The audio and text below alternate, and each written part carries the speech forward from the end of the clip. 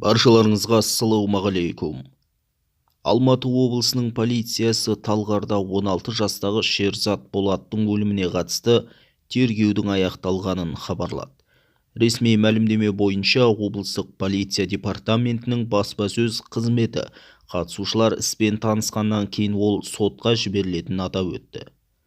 Өткен жылдың 4 қазанына қараған түні орын алған кәмелетке толмаған баланың өліміне қатысты тергеу аяқталды.